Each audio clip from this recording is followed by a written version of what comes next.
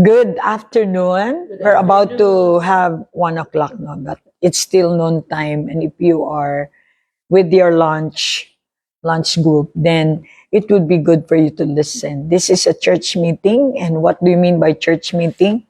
The church is the body of Christ. I am the body of Christ, the temple of the Holy Spirit. Though I'm not perfect, but because of the word last night, when I received Jesus Christ as my Lord and Savior, He became my righteousness. In order for me to avail into His throne of grace and mercy, that people could identify na ako po ay temple of the Holy Spirit, then surely I should have what? I should have connection. And you will notice in my life, you will see the result. Though it's not perfect, but we are the temple of the Holy Spirit, or the church, so-called church, are governed by the Holy Spirit. So the Holy Spirit is God, is the trine person. As you go along, you read the Bible, you will meet the God of the Bible, who is the Holy Spirit. He's the author, He's the God, the creator, the everything that we need. If you read the Bible but you did not meet the God of the Bible, then you miss the point. The Bible is not God. The Holy Scripture is not God. But when you read, and God will be giving you understanding because He is welcoming you in His spiritual world, then surely that is one of the signs that you are a part of the plan of God. Having the Holy Spirit. Yun yan. If you receive Jesus, automatically John 3:16, for God so loved all of us, the whole world. Then we receive Him. Automatically, the Bible said that you will receive the Holy Spirit, who is the deposit guarantee that you really receive Him. Amen. See, if you say receipt, then it's the Holy Spirit that is receipt. Another term of receipt is what? Tattoo, or identity. So we are identified with the Holy Spirit. What is the Holy Spirit? The trine person of God is the almighty power, almighty God, powerful. So power is the difference between the Son or not the Son of God. How do we know that we are the Son of God? The presence of super in our natural. When we talk, people will notice that you are different. Even your lifestyle. So I would like to use Taglish for other people. Again, church meeting po ito ng mga taong sinidlan ng Diyos, ng Holy Spirit. Kaya pag church meeting, you are so excited because you understand. If you don't understand church, you're not interested with the church meeting. The real church is the gathering of the people na nilagyan ng Diyos ng kanyang power, ng kanyang spirit. Kaya nga exciting, di ba? Kung may power ako, may power ka rin. That's why when together, pag nag-gather tayo, gumagawa tayo ng apoy. Parang sticks ba? Magawa tayo ng ano. Then the fire of God will be displayed doon sa gathering ng mga anak ng Diyos. Kasi promise niya yun, 2, 3 or more. Ay, yung iba sa religion, ganun din, ginagamit nila, pero walang fire. Ang ebidensya ng totoong church ay may fire. Na pagkatapos ng meeting natin, may pagbabago sa'yo, may pagbabago sa akin. And then I'm so blessed. I was so flattered because God is God of surprise. When you start to talk and say your revelation, I can get something, you can get out something of me because we are the body of Christ. He promised that He will be in the midst. So what He's going to do in the midst? He's going to perform whatever He stated in the Bible. Like healing. You're just listening there, but He's healing you because you are in the presence of the Almighty God. Yes.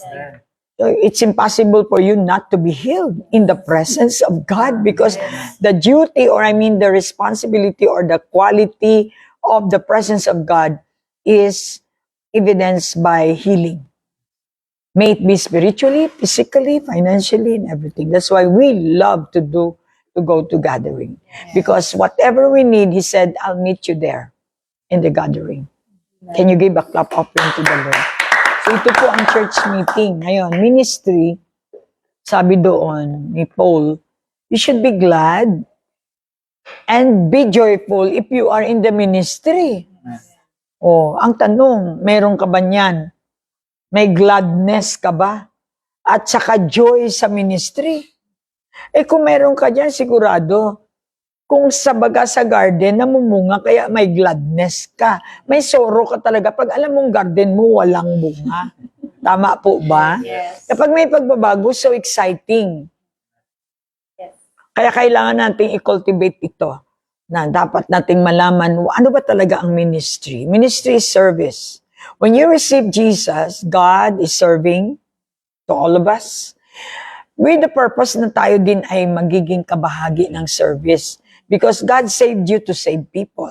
God heal you to, let other people that there is healing. Amen. Na ikaw mismo naging recipient ng healing. Yung ibang may sakit, paano na lang, pa-lay hands ng pa-lay hands. Wala silang planong mag-lay hands. Kaya, sina lang lagi ang nililay hands. Gusto ng Lord, pag nilay hands ka, at napagaling ka, tell them. Amen. So that when you too will lay your hands, I will be there. Amen. Patunayan ko sa kanilang ako ang nagpagaling sa iyo. Kaya kapag pinagaling ka, it's one of the memory of the miracle of God. That's why inuutusan tayo sa Old Testament na mag-build ng memorial. Nung araw sa Old Testament, lagi silang nagbi-build ng mga memorial. Kaya nga nababasa natin yung Holy Scripture in the Old Testament sa sa mga bato, kasi parang ginagawang memorial. Ito memorial.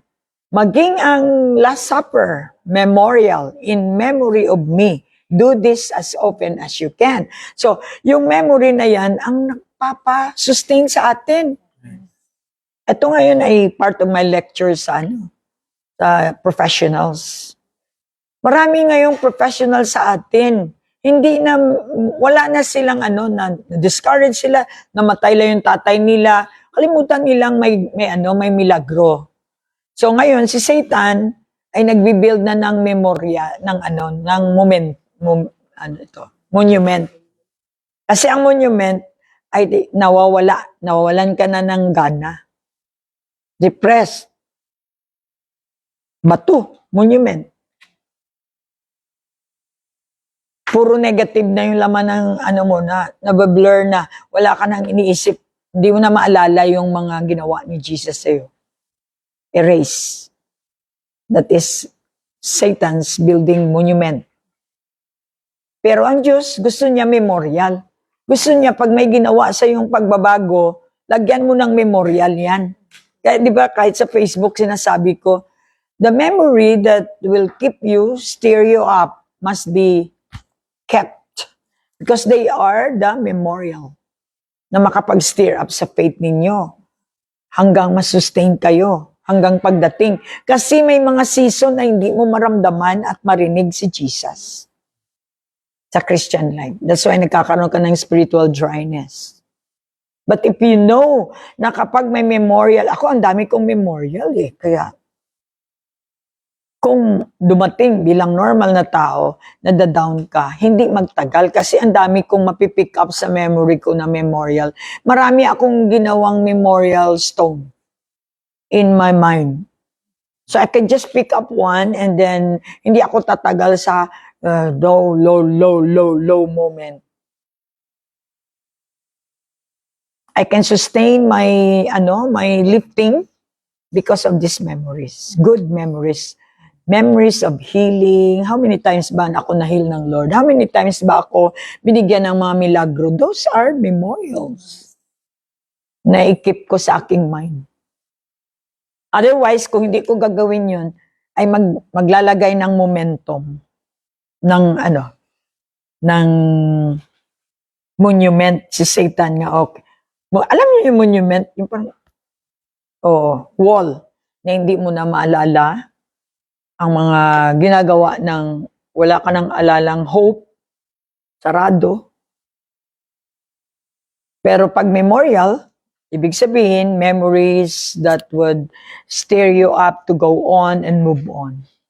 Ganon kapag tayo ay nag-mature na.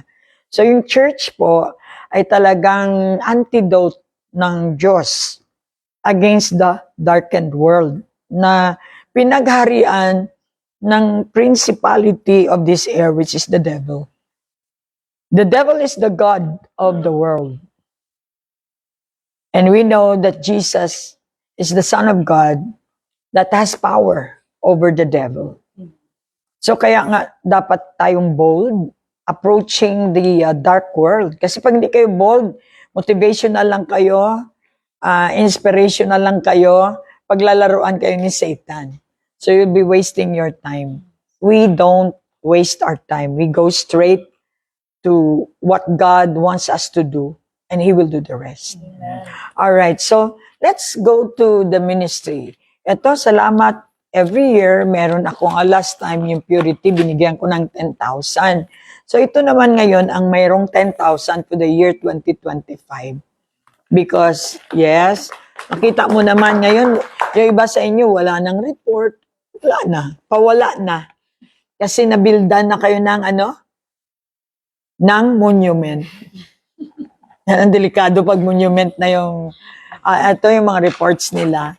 And you can see really amazed of what the Lord has done sa Glorious na yung mga members dito are proactive at makita mo everybody is moving. Hindi sila yung nanatili na taga-visitor lang na pinapakain, kundi sila na ang nagpapakain. Kaya so far, sa lahat ng ating home churches, ito ngayon ang nag-excel. So we really, God is a God of reward. Of course, we have to notice that otherwise, hindi rin manotice si Jesus. Kasi behind this, si Jesus ang behind kung bakit sila nakagawa ng ganito. Okay, palakpakan natin ang Lord. So, God is a God of reward, kaya nagbibigay ako ng 10,000 sa churches na yan, sa church na nag-excel, para to continue their ma-encourage ka pa. Para kung ano man yung kailangan ng church ay talagang matugunan. This another testimony. And also, siyempre, thank you kay Tintin na matagal ko na gusto na ang equipping the saints kasi ay hindi maintindihan. Ako kasi nag-umpisa ng ministering ito and parang masabi mong one-woman show. Kasi naman marami akong tinitrain, hindi nila maintindihan, umaalis na sila. So, tingnan mo, yung mga nahulog sa assignment nila, hindi sila lumago, syempre. Until now, hopper na lang sila, hanggang sa sila ay patingin-tingin na lang. So, masabi natin, sayang yung inumpisahan. Hindi nila nakuha yung Philippians 1:6, that He who began a good work in you, He is faithful to complete it in you. Hindi makomplete yan kung ikaw mismo ang sumurrender. Diba? Yung iba, hindi leader na, pero hindi man lang nagpaalam. Sana tuloy-tuloy yan, kahit wala na sila sa BCF, kung maganda lang ang relasyon nila kay Lord, sa pamagitan ng pagrespeto din nila sa akin, I'm sure, ang kanilang leadership dito ay patuloy yan, kahit saan sila pumunta. Na yes, leader ka nga sa ibang church, pero alam mo na hindi ka naging magandang example dito, how could you expect na maging good example ka sa next mo na church? People will always ask, saan ka ba galing? Or hindi man, masasabi din nila, ay, galing kami dyan sa BCF. So you can talk negative or positive. At hanggang dyan ka na lang. You will never be promoted. Kasi ang Diyos natin nagpo-promote sa mga taong talagang sumunod. Obedient. Alright? So, ito yung dream ko na, Lord, sa sobrang dami kong Even my pastor in Equipping the Saints, sabi niya, I'd like you to write a book. Sabi ko, yes, I am ever willing. Ang problema lang ako lang mag-isa sa ministering ito. Alam niyo naman siguro kung anong trabaho ko. So, much as gusto ko. So, God provided si Tintin. Sabi ko, Tin, can you do? Can you do this for me? So yun, ginawa niya. Of course, hindi ito basta-basta. But we keep this and we have to reproduce this para sa mga next generation. Ito po ang ginawa natin. And inalimbawa tayo ng Diyos bilang leader sa Agila at saka sa... Now, paano kang maging bold? Courageous pa naman. Courageous. Shy. Bakit wala kang bunga? Kasi shy ka. Pero yung pangalan mo, courageous. So, hindi siya mag-match. Kaya nga, sabi ng Lord, pag leader ka, ang una mong patayin yung hiya. Bakit ka nahiya? Kasi hindi ka na-identify. Kapag na-identify ka kay Jesus, proud na proud ka. Asan ang hiya dyan? Proud ka eh. Diba? So, mawala yung hiya mo dahil confident ka at proud ka na sa dinami-dami ng tao, pinili ka. So, you're proud of your, of your God, to introduce your God, whoever, kahit kanino. Kaya you will be like a lion. A lion is hindi siya nakatingin kung gaano kalaki ang kalaban. Elepante. Ang tingin niya sa malaki ay pagkain. So, it's not a struggle for a lion to kill elephant. Kaya wala siyang takot. Hindi siya malaki, hindi siya yung character niya bilang leon, yun ang gusto ng Lord na ipaunawa sa atin, na merong ganyan si Jesus. When He roars, everybody listen. Roar! Everybody will pay attention. At nakita natin yan sa movie na, Lion King. O yun, ang kunin natin, hindi yung leon, kunin natin yung leksyon. Kasi ang Diyos natin nagbibless sa atin ng revelation. Ginagamit niya ang mga nangyayari dito. O, kung ang Diyos ginagamit niya ito, gumagamit din siya ng dogs. Tama ba? Anong karakter meron ka? Like a dog or like a lion? If you love pets, it's impossible for you to be a lion. Yes. Kasi ang emotion mo talaga, cute. Hindi ka pwedeng magamit ng Lord. I'm sorry. Of course, hindi ako haters ng pets, ha. But, nilalagay ko lang sa tama. Kasi, kung ano daw ang nilalove mo, ganun ka rin. Tang-tararan. So, I don't love lion.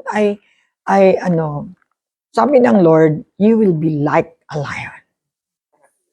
Yung karakter ng leon na hindi natatakot. Amen. Siyempre, kung wala kang takot, siyempre wala kang hiya. Ngayon, may hiya ka tapos sabihin mong matapang ako pero hiya ako. Diba? Kailangan natin yan. Kaya nga yung mga young people natin, ang una kong ginawa talagang tinanggal ko yung hiya nila. By substantiating them kung ano ang Diyos na sinusundan nila. Yes. And is the light. Kaya yung nag-come out sa darkness ay talagang mawawala yung hiya. Kasi ang hiya is in the dark. Yes. Ito naman, we are also taught by Jesus to be like an eagle sa inyong pananaw bilang leader. Bilang leader, advance ka. Kung tatay ka, alam mong may gatas na kailangan mga 5 months.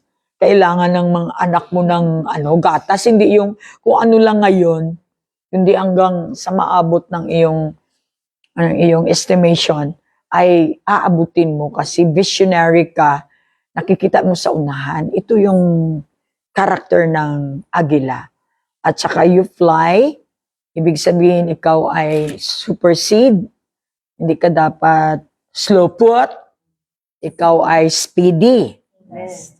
Paano yan? Slow put talaga ako. Di, pinili mo yan, maging slow put ka forever.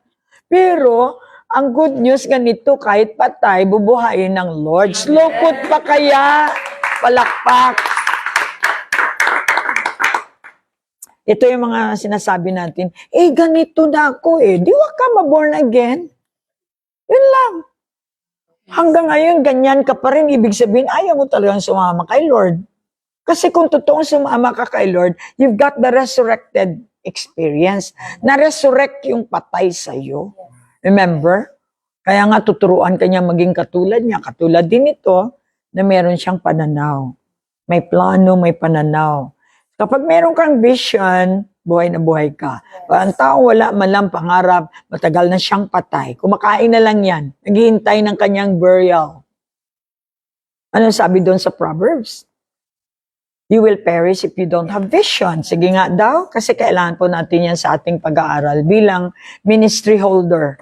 Pag nag-hold tayo ng ministry, makinig kayo, ito yung quality natin.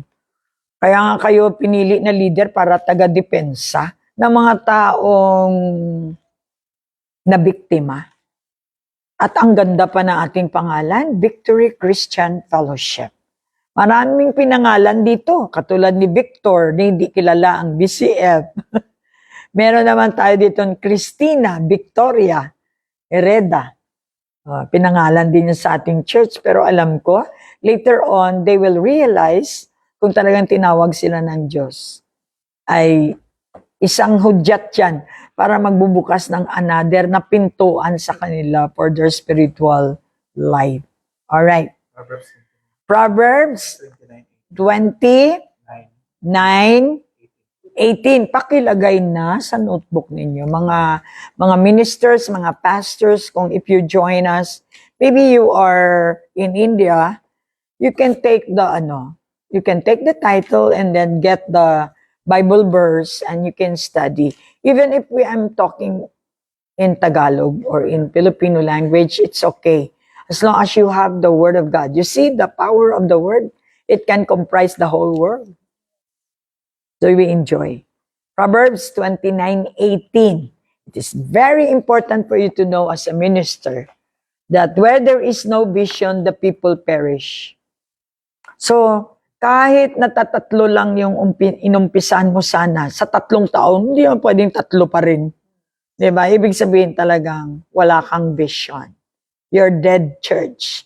Ang church na walang young people ay dead. Dahil ang young people, ang next generation at children, we need to consider that. Church composed of mga intellectuals, katulad sa Manila. Sinasabihan ko si Joy, okay yan. Pagalingan yan dyan. Pero asan yung mga anak nila? Nandoon sa Bape. So, kailangan po nating dalhin ang buong pamilya. At matawag nating body of Christ kapag lahat ng levels nandoon. So, yung church na binibuild ng Diyos ay family. Ang format nito ay pamilya.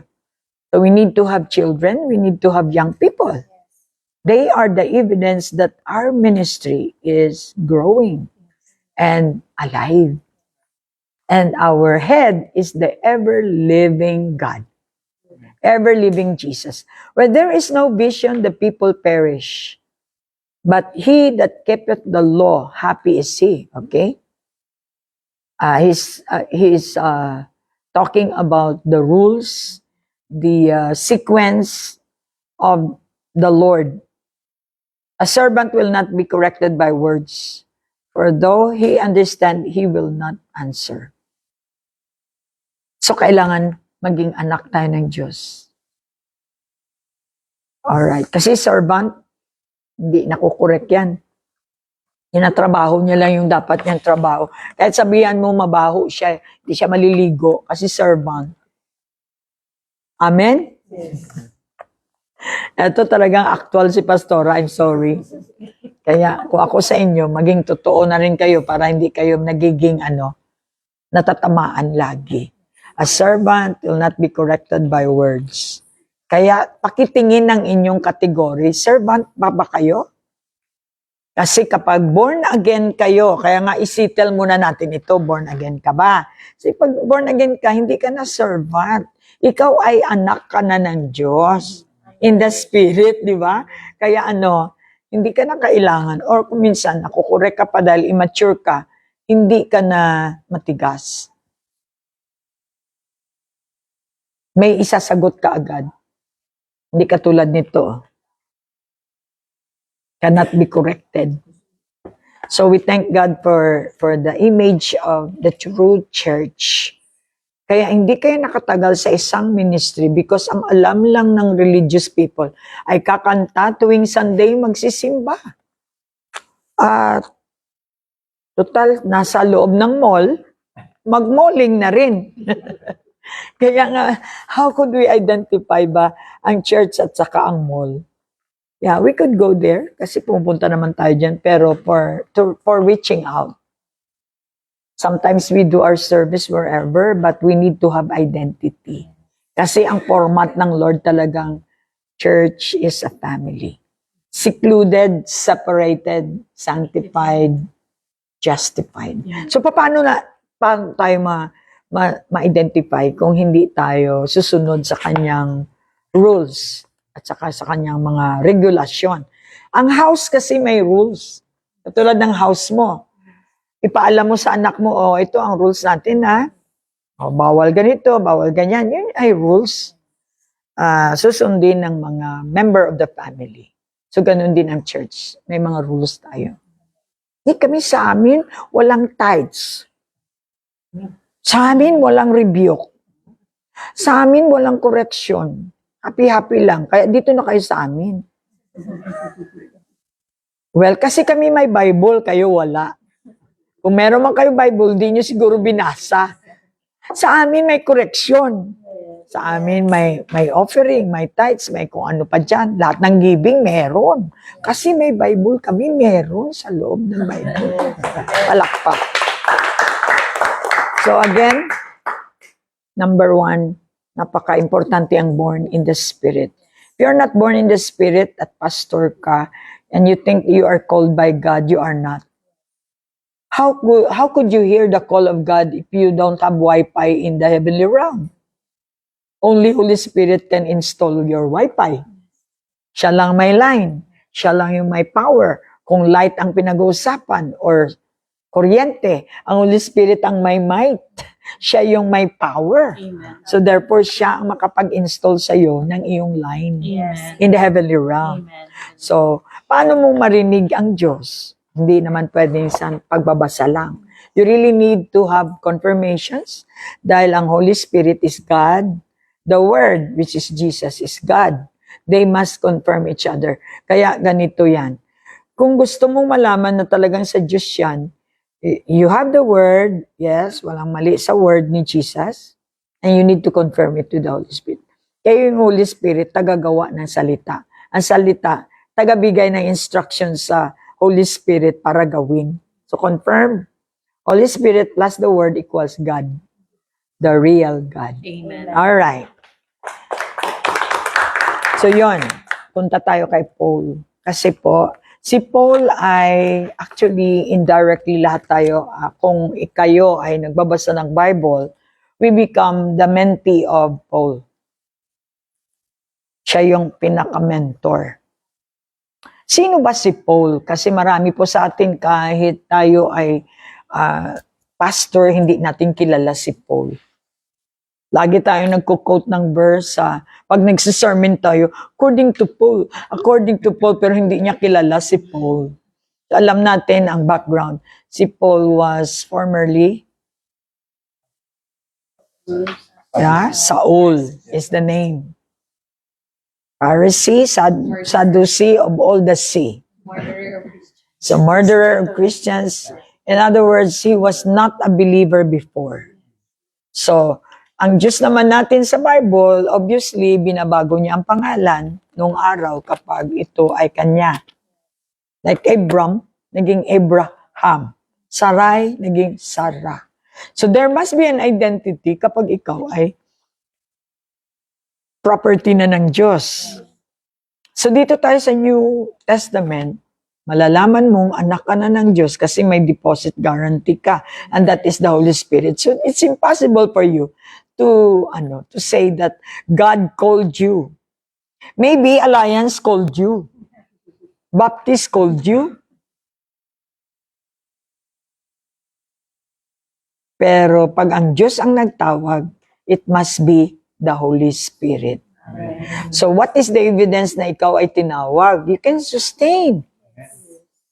Hindi yung pinagalitan ka lang ng Paul mo or ng mentor mo, nawala ka na. So, hindi yun totoo na cold. Now, the story of Paul is the story of redemption in Jesus Christ. Kasi from believer na siya, na-encounter niya ang Panginoon and then naging believer si Paul. Kung ano siya ka-intense noon na mamatay siya ng mga Kristiyano, dito naman intensified siyang pumatay ng mga mamamatay Kristiyano. In other words, dati siyang satanista, ngayon, pro God. So that is the redemption in Jesus Christ and testimony that one is beyond the saving grace of the Lord. Saving grace. Grace is a gift. So wala tayong ipagmamalaki. How could we maintain our meekness sa panahong ito? Na nandito tayo sa unrighteous world and ito naman sinasabi na, righteous ka. Magpaka-righteous tayo sa unrighteous world. O napalibutan tayo ng mga corrupt, napalibutan tayo ng mga Jezebel inside the church, maraming Jezebel, pinapatay nila ang testimony ng iba. So however, sabi niya, the full measure of that man, we must examine his dark side. Kaya nga sabi ko sa inyo, yung dark side muna, bago ka maging righteous, para certain ka na righteous yung ginagawa mo, you examine what is unrighteous and dark side, and that he is symbolized before becoming the apostle of grace. Apostle means the one who sent by God. Apostle is sent by God para ibigay ang kanyang regalo. Grace is gift. Ito yung kapalit ng law. Ang law ay you have to earn. You have to do this, you have to do that, then you have that. But dito, regalo lang, for free. Salvation is for free.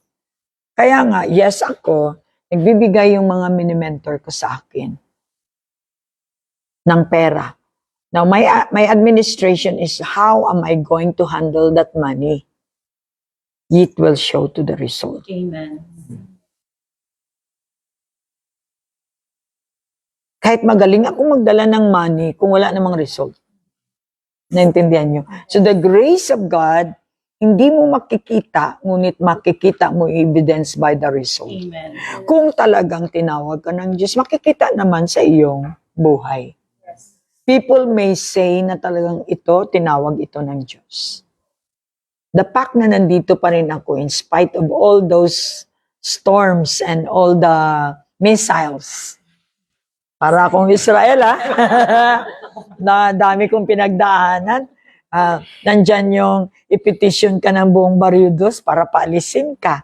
Ultimo yung aking mga member na nasa electrical ng South Cotabato, sa Coteco, gustong putulin ito. Sila mismo ang nagtulong before naging pole sila to soul. Diba? Ganun lang yan. So, can you imagine, pati government, munisipyo, Southcote, lahat gusto akong paalisin. Pati yung mga interfaith na tinatawag, ayaw nila ako dito kasi daw ako, kulto. Why? Meron tumba-tumba. So marami kang pagdaanan kapag ikaw ay tinawag talaga ng Diyos. Hindi ka maka-identify sa mga Sadducee, Pharisee, so you see. So the apostle of grace is Paul. Paul's early life was marked by religious zeal. May religyoso siya nung araw. Brutal, violente, kasi nga under the law. And the relentless persecution of the early church. Siya yung hari-hari ng mga persecution. So fortunately, the later years of Paul's life show mark difference as he lived in life for Christ and for the advancement of his kingdom. So nung na-convert na po si Saul to Paul, ay yung kabaliktaran naman ang ginawa niya. Ang kahanga-hanga sa kanya tuloy-tuloy. Until he died, he really finished the race. Kaya sinabi niya, I finished the race. Oh. Yun, sinabi niya. Ginawa ko na ang pinapagawa ng Diyos sa akin. So, he died surrendered to the Lord. Alam mo, pag religious kayo, you are particular, inipit ba ng pison, beheaded ba siya? Pag born again ka, wala. Kahit anong klaseng paghiwa sa'yo, wala ka nang pakialam kasi more on spirit ka. Kaya maamoy mo ang mabaho kasi nga, fleshly ka. Pero pag spiritual ka, wala na yon. Yung spirit ang iniisip mo. Ito yung pinaka testimony ni Paul na siya ay nagkaroon siya ng marka. Hindi marka demonyo. Nagkaroon siya ng marka talaga. To have a difference in all other ministers. That yung buhay niya binigay niya sa Diyos, katulad nitong advancement of the kingdom, which is yung pagtuturo niya, yung ginawa niyang mentoring. So the church needs mentoring. Kaya may Paul tayo. Ito katulad nito.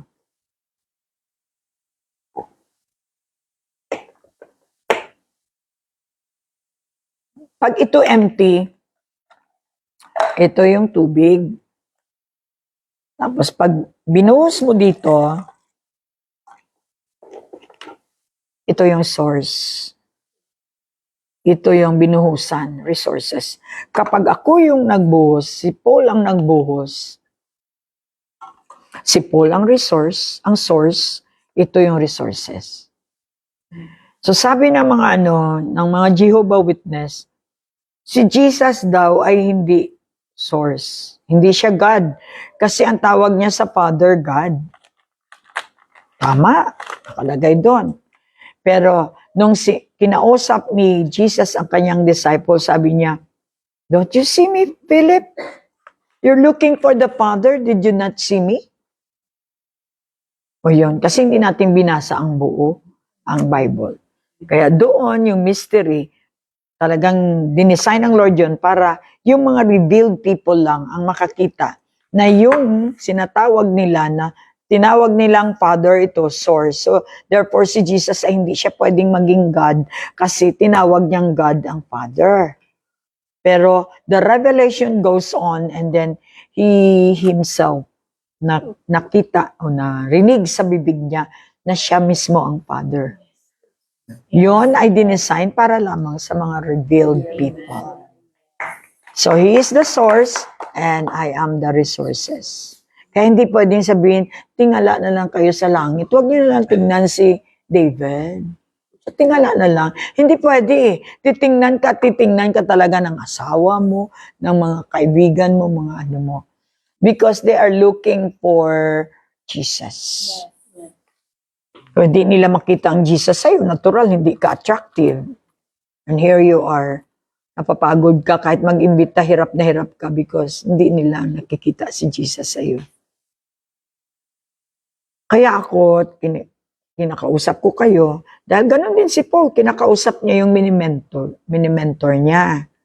Tulad ni 7 years po dito si Joy Bacod, na nagdanas din siya ng hirap, Merong nagnakaw dito sa church ng pera, tapos tinwist, di ba? Ganun. Kaya mahirap yung mga galing sa ibang churches, ianuhin mo. Kaya nga kawawa itong mga nanggaling dito, pumunta sa ibang churches. Ako, dala nila ang rebellion. Kaya yung nag-suffer din tayo dahil natin alam yung mga background nila ba? Tanggap tayo ng tanggap. And syempre, dahil sa sobrang bait, pagkatutawalaan natin ng pera,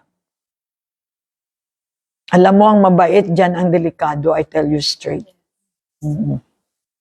Isang lang nila, pag tayo nila, umalis sila, dala nila ang pera. Pero mabait yung title nila. At kahit hindi totoo, mapaniwalaan sila dahil naging mabait sila sa lahat. Kaya nga po, kailangan po natin magbasa ng Bible para malaman natin ang tunay na church. Amen. Ang tunay na church ay may result. Ano yung result? Nandyan po sa salita ng Diyos. Katulad nito, kapag mayroong bunga, then we can say na talagang ang seed ay nagpapatutuo ng kung anong klaseng Kristiyano ka. Then, there are 3 important people in the ministry na nag-start. Si Paul na mentor and then si Timothy. Sino si Timothy? Kaya yung mentee mo is Timothy mo. Ano bang role ni Timothy? Timothy committed to the Lord was so strong. Ang commitment niya very strong eh. Hindi ka pwedeng matawag na mentee ni pastora kung hindi ka naman committed sa kanyang salita. Very strong ang commitment ni Timothy. Kapag makonsider mong sarili mo na Timothy ka, then you must have a strong commitment. Yes. Ang pinag-uusapan dito sa ministry commitment, hindi yung attendance. And himself to be circumcised. Ano ibig sabihin ng circumcision? Paglilinis. Kaya nga ang tinatawag nating sanctification is pinaprocess ka, nililinis ka. The moment you receive the Lord Jesus Christ and then you choose to stay, yung gusto mong magbago, your hunger for every single word, napaprocess ka na yan. At nagkakaroon ka na syempre ng commitment. In order to offend the religious Jews, they would encounter. Kaya nga ang pagkakaiba natin, yung malinis yung buhay natin, not perfect, pero may pagkaiba. Yung pagpasok natin dito, bakla tayo, mga siguro naman, napakahaba na isang taon.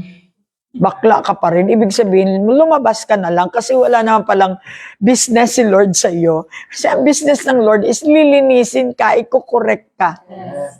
O, pag ikaw ay simba-simba lang, you are bringing here sa grupo na ito na it's okay, it's all right. No, no, no. Hindi po it's okay, it's all right ang church natin. Ito ay serious na nagbibigay ng ng demonstration ng power ng Diyos. Na kung ikaw ay negative noon, kapag nandito ka na, inaasahan ka naman ng pamilya mo na hindi ka na negative. Na hindi ka na bakla, ibig sabihin. Naasahan nila. Eh, nung lalong bumakla ka, natural, ibig sabihin, hindi effective yung BCF. Alright, naintindihan po ba natin? Walang personalan, trabaho lang para sa mga nag-decide na talagang they will just insist their free will of choosing their lifestyle. Nasa inyo po yun. Wala kayong sisihin kundi ang sarili ninyo. Nandito lang talaga kami para i-demonstrate kung paano ang resurrection power ni Jesus para sa atin. Kilala mo ang sarili mo. Do not hide. Na-resurrect ka ba? Yan ang tanong. Pag hindi ka pa na-resurrect, paano ka makaresurrect ng iba? Ikaw mismo hindi ka pa na-resurrect eh. Patay ka pa eh. Amen? So, are you alive? Amen. May nakita akong So, the relationship between Paul and Timothy grew to the extent that Paul referred to his young protege as my son in the faith. Kaya yung sinasabi niya, oh, mama, kulto yan. Nasa Bible po yun. Son ang tawag. Kaya kung ikaw ay father, ikaw ang source. Automatically, pag ikaw ang nagbigay, you become a source. Amen. You become a father. Hallelujah. So si Paul naging father ni Timothy dahil siya ang source. Kaya naging committed si Paul dahil umaasa siya sa ipifill in ni Paul sa kanya. Naintindihan po ba natin? Amen. So, my son in the faith. Kaya nga pag tinawag ko kayong son in the faith. Pero kung minsan hindi ko kayo matawag na son kasi mukhang hindi naman ganun ang son ko. Right? So, wala akong son na gumaganon-ganon. Ha? Okay, the relationship between Paul and Timothy is a great example of Christian mentoring. Ano yun? Hindi na. Para makaano siya. Ayun, hindi. Alright. Okay, good. Mentoring. Kapag may tanong kayo sa mentoring, kasi imposible sa church na walang mentoring. Yung iba kasi preach lang ng preach. Tapos kesa, pag nag-anniversary, tingnan mo, uniform sila. Hindi yung church. Entertainment yung Kailangan may mentoring. Pag sinabing mentoring, very strong ang relationship ng isang mentor at saka ng mentee. You work together, you always communicate. Kami ni Joy Bacod, hindi kayo masyadong nagko-communicate physically, but spiritually, tinitingnan niya ako. Kumbaga parang ako yung tower, tapos siya ay lumilipad ganun, kailangan masiguro niya naka-align siya. Kasi para yung direction, alam niyang nasa tamang direction pa rin siya. So the relationship between Paul and Timothy is a great example of Christian mentoring. So katulad ni Tin, ano pa lang siya, pero dahil naintindihan niya, nagkaroon na siya ng mentee. At yung mentee niya, sumusobra pa sa kanya. Di ba yun naman, depende kasi sa iyong training. Pag na-train mo siya ng mabuti, kailangan susobrahan ka niya. In terms of soul winning, dahil nakatikim siya na na-win siya, talagang effective siya sa others. Example of Christian mentoring. Kapag wala kayong mini-mentor, hindi kayo pwedeng masabing source kayo. Siyempre ako yung pinagkukunan niyo, source ako. Kayo resources. Then, until you grow mature, you become also what? Source. In other words, may mentee din kayo na malapit sila sa iyo kasi alam nila lahat ng mga tanong nila, ikaw ang makakasagot. Both Timothy and Paul had to have the right attitudes for such mentoring relationship to succeed. Hindi kami mag-succeed kung hindi tama ang aming relationship. Samantalang nagsasabi ka sa kanya, siya naman puro negative. Kaya siyempre mag-aaway kayo, hindi mo siya mentor, hindi mo siya mentee. Diba? Kaya sabi ko, dumiretso ka na lang kay Lord, ha? So, yung relationship ninyo dapat ay nagiging maganda, right attitudes. Nandun yung excitement. Katulad ni Paul, ni Ken, talaga nandun yung excitement niya. Kapag nakausap niya ako, matagal kami hindi nagkikita, makita mo yung excitement niya na parang uhaw na uhaw. So, ganun ang relationship ng mentee and mentor. Mas pag dumating ka, dahil syempre, para sa kanya, depende kasi sa maturity. Kung ikaw natutulog lagi sa meeting, wag na lang. Wag ka na lang mag-meeting. Matulog ka na lang doon. Di ba? Ibig kong sabihin, hindi ka interesado, i-display mo pa sa iyong katabi. Di ba? Anong ibig sabihin yan? You are destroying the ministry. Naintindihan po ba natin? Kailangan may disiplina naman yung ministry ni Jesus. Hindi naman basta-basta yung langit versus lupa. So, both Timothy and Paul had to have the right attitudes for such mentoring relationship to succeed. Unang tinginan lang kayo, nagkakaintindihan na kayo ng mini-mentor mo. Paano kang titingin, nakatulog. So kaya nga, sa tingin pa lang, nakukuha ka na sa tingin. Hindi ko kailangan pang sabihan ka, hindi ka naligo ang baho mo. Mukhang subversibo na yan na mentor. So, Timothy had to be humble and teachable. Kung talagang consider natin yung mentor natin na source, you need to be humble before your mentor. Para maging successful ka, teachable ka, isang salita. One word is enough kung totoong mentor ka. Sinusunod ka ng mini-mentee mo. Para sa kanya, gold yung instruction mo. Pag hindi, ilang beses, nasabihan na, hindi pa rin, ibig sabihin, hindi siya nagpapamentor sa'yo. Kahit nandyan siya lagi sa meeting.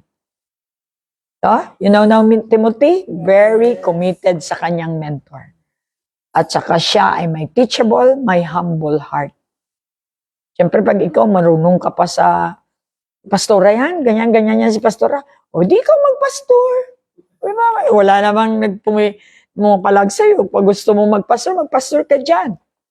Kung ano ang pinapastor mo, ganun ang resulta mo.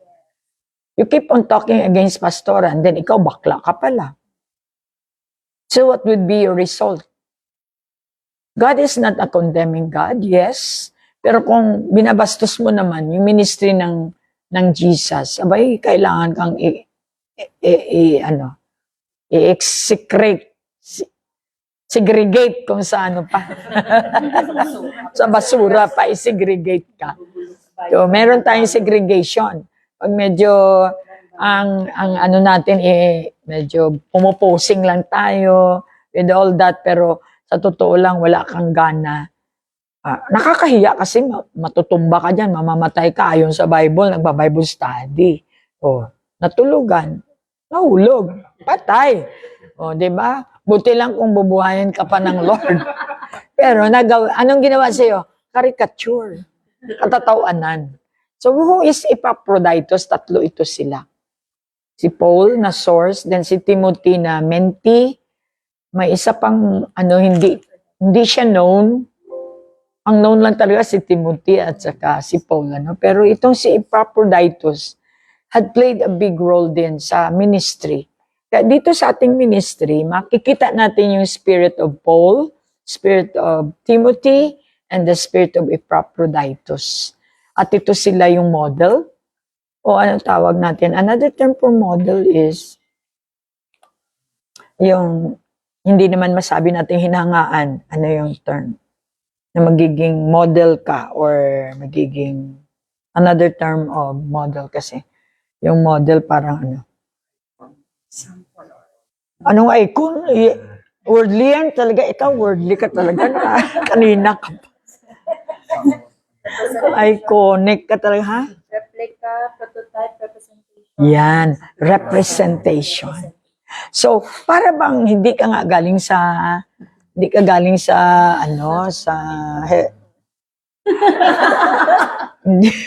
wala nang words na ma-describe mo Yung hindi ka galing sa langit, pero makapagsabi ang tao, ito galing ito sa langit. You bring the heaven. You're representing in your family, maging sa church. Sino sinusundan mo? Yung natutulog? Diyos ko naman, di puno kayo ng natutulog sa church. Di wow. Sino yung sinusundan nyo? Yung mga nagsasalita pero hindi nila matayuan? Yung mga sinasabi nila? Kung hindi mo kaya, di wag mo. Wag naman tayong magpasip na tayo ay makapag-represent. Salamat ako. Hindi ko naman sinadya, pero talagang pag nag-grow ka, lalabas lang yun Kapag salita ng Diyos, rever na rever ka, yung respect. Makita mo talaga yung isang leader na pagdating sa kainan, nauna pa siya. Nakakaya talaga yun. Maging sino ka man. Who is Epaphroditus? Epaphroditus, mahirap ibigkas ito. Everybody say that. Epaphroditus. Siya po ang isa sa mga ministers, component ni Paul at saka ni Timothy. Kanya-kanya silang mga function at description to make the ministry really the church of the living God. So si Epaphroditus po ay faithfully delivered the gift from his home church.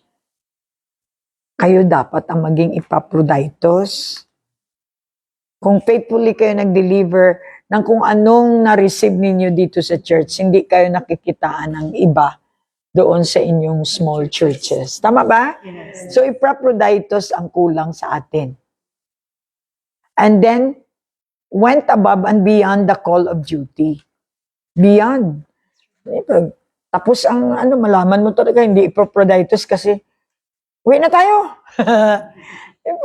Alam mo si Epaphroditus, naga-beyond siya. The call of duty. Maybe, makita mo, ma-imagine mo hanggang 12 o'clock siguro. Pagkatapos ng service, nandun pa rin siya nagme-mentor, nandun pa rin siya availing himself beyond his duty.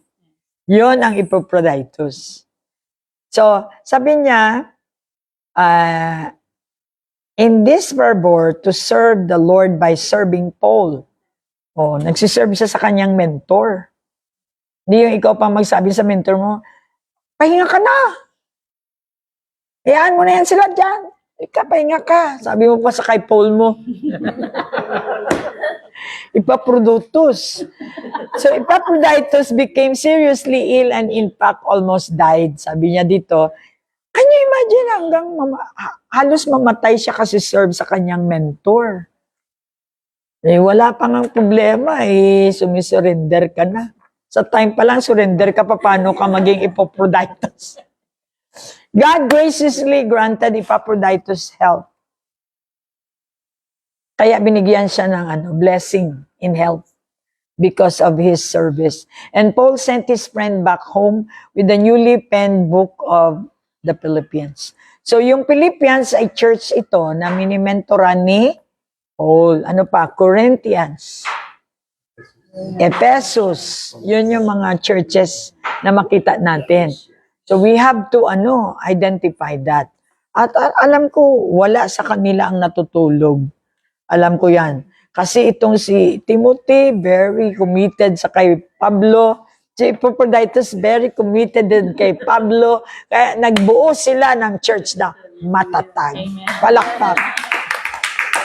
God bless you. At yan po ang gusto kong ipakita na ang church na ever living ay growing. Sabi ko nga doon sa aking simply we are growing in meekness. Because humility, pag wala kang humility, you will never grow dahil wala kang teachable heart. Kayo nakikita mo kahit na kasama mo dito. Man ako kasi hindi makikita sa kanila yung Christ-like Kaya ako nagsasaway. Hindi maganda. Sinasabi nating VCF tayo, victorious tayo. Pagdating dito, defeated ka. Kahit sa health mo pa lang, defeated ka na. So, trabaho ko po ay talagang i-lift up ang bawat isa para manatili ang church na to na strong for the sake of other people. Amen. Kaya kailangan selfless na tayo. Ang Diyos ay nagbigay sa atin ng selfless love. So ganun din tayo. Hindi natin inisip, kasi ako ba? Ako ba? Kasi sakit ang ko ba? Kasi ako. Hindi po yun selfless. Self-centered dyan. So, yung growing na church ay talagang hinubad niya ang kanyang pagkatao, pinut-on niya yung Jesus sa kanya. Kaya hindi siya nasasaktan. Kahit masakit ang lumalabas sa iyo, hindi ako nasaktan for the sake of Jesus. Palakpakan po natin. So, kaya nga itong equipping the saints, talagang ito yung training or school of the Spirit na kung saan bibigyan ka ng equipment. Ang nakakita ng sundalong laging tulog, paano bibigyan mo pa ba yan ng granada? Baka mamaya, na-open niya na ang granada nang pumutok sa kanya. Kaya nga po, lahat ng trainee, tulad dito, may pulis tayo. Di ba? Nakita niyo naman, bago kayo makahawak ng Armalite, talagang, training muna. Kasi mamaya, kayo ang mamatay. Kaya ganun din po sa Christianity. Kailangan may equipping. Yung mga churches na walang equipping, walang plano yan. Bakit tayo may equipping? Kasi araw-araw may battle. Yes. Simpleng sakit mo, dagdag ng dagdag. Ibig sabihin, defeated ka na. Pag-equip tayo, we can overcome sickness. Katulad mo ngayon, kung ganun ka na lang doon sa inyong bahay, hindi mo na-overcome. Natural, hindi mo ma-taste na the power of God is truly overcomer. Overcomer pa naman ang natin, pangalan, di ba? You have to overcome sickness, poverty, lahat ng bagay na nagpapahina sa iyo to represent the kingdom of God. Hindi yan pagmamalaki, kundi talagang proud ka lang na totoong merong power ang Diyos na sinusundan mo. So yung tatlo na yon ay ang mga qualities ng mga ministers. Kung gusto mong magkaroon ng gladness and joy in the ministry, you should be like Paul, you should be Timothy and Epaphroditus. Alright, so naintindihan po ba natin? So, ito ngayon, meron po tayong announcement na naman. Application talaga yung ating mga pinagagawa, like yung ating young people. We are now exposed again. Kasi season of reaching out. Kakambal na ng simbahan na totoo ang reaching out. Kakambal means kasama na. Hindi yung kung kailan mo lang type. Kailan kakambal na siya. So, we reach out young people because we know. Di ba sa business, ganun din, pag may need, may market. Yes. May business. Kaya yung iba, nagkikreate ng COVID para may business. So tayo naman, hindi tayo nagkikreate ang demonyong nag-create ng mga drug addicts, ng mga bisexual, homosexual, then ano ang gagawin ng Diyos? Mayroon siyang market. So ano yung business natin? To come to them and meet their needs. Hindi natin sila pababayarin. Oo. Kundi ano? Tayo ay magdadala ng free na solution, which is the Word of God. Amen. So ngayon, sabi ng Lord, you will become a star. Pag nalaman mo na maraming yung mga religious ganito, ay talaga pastora, yung mga pastor ngayon ganyan ganyan, tapos yung mga young people, mga ano na sila, malala. Kung yun ang mga words mo, anong pang gagawin natin? Kaya nga, klaro, kapag born again ka, sabi ng Bible, sabi ng Lord, be a star. So, di ba? Hindi lalabas yung negative mo. Ay, gusto ko yan. Gusto ko yan mga HIV people. Nandyan kami. Because we were gonna be a star in the midst of the darkness. In your sorrowful moment, nandito lang mga star para magbigay sa inyo ng ilaw. Ang nagsindi nitong ilaw, walang iba kundi ikaw na may Jesus, which is the ilaw ng mundo. God bless you. We love you. That's why we're here. For everybody, let's grow mature as a church. Bye-bye. Magandang hapon. Ito ang aking mga estudyante. Hopefully, hindi mo nakikitang natutulog. Oo, praise the Lord. Ito. Minsan, mahirap din naman kung mataba ka. Praise God.